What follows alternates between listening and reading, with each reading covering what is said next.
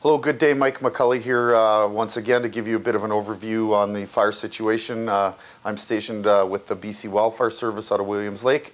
Today we're going to talk a little bit about the broad situation within the Cariboo Fire Centre. Just a bit of a summary. First, we know that so far we've had 225 fires within the Cariboo Fire Centre area. They have burnt an estimated 380,000 hectares, and just to give you some sense, that's roughly 3/4 of the size of Prince Edward Island, and we know that's going to increase over time. A little bit about the weather before we get started. Last night we had a bit of different wind shift. We had some winds coming out of the north. They were a little stronger than we have seen, and unfortunately that caused significant growth on most of our fires out in the Chilcotin area.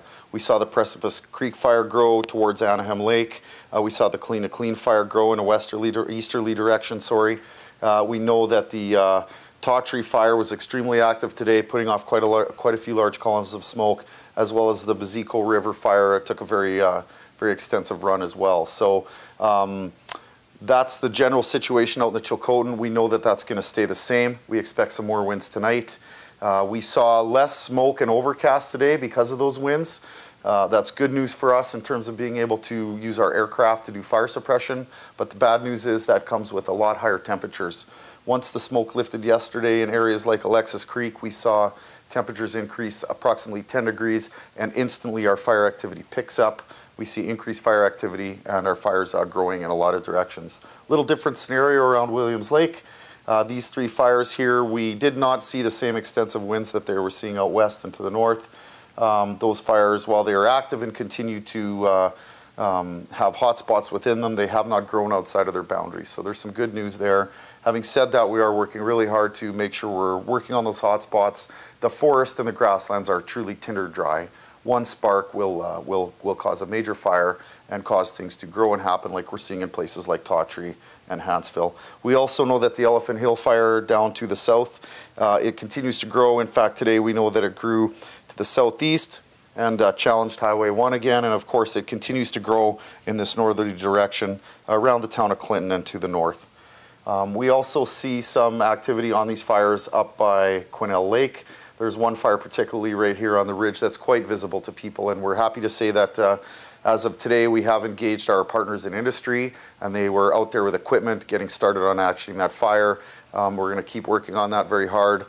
We have our structural protection firefighters in play as well. So what they're doing is they're moving out ahead of these fires and trying to do assessments on properties and figure out the best way to protect them. Often you'll see sprinklers on homes and water systems set up around them, and we've got trained structural firefighting experts that we engage through the Fire Commissioner's Office who come out and assist us in these times.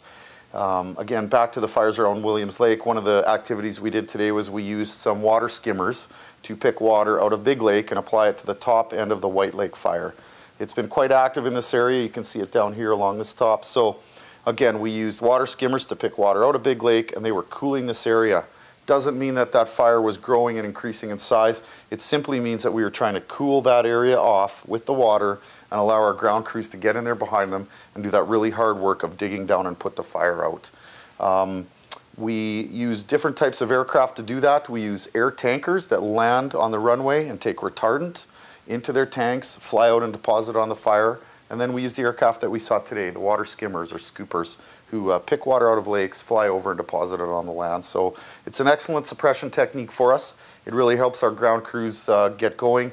And we know that ground crews truly put the fire out. Aircraft don't put fire out, ground crews do. They work in conjunction with each other to cool the ground off and gain some headway for our crews to get in there. We have seen some activity in the Spoken Lake Road fire just down in the southeast corner here, and we're going to try using a sprinkler setup on that side. Same scenario, we're going to work back from the head of the fire, get some sprinklers in there, set them up so they're running water, and apply water to the land base in an effort to cool it down, keep the fire activity low, and allow our ground crews to get in ahead of the fire. Just like to remind people again that fire danger continues to increase through this whole fire center area. You can see by all the red on the map here that there's a very large amount of fires going on. That's not going to end anytime soon. Forecast is for continued long, dry, hot weather. We just ask people to please stay on high alert.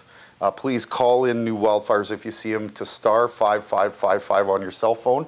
And again, we'd like to thank the public for their help, and we appreciate their support. Thank you.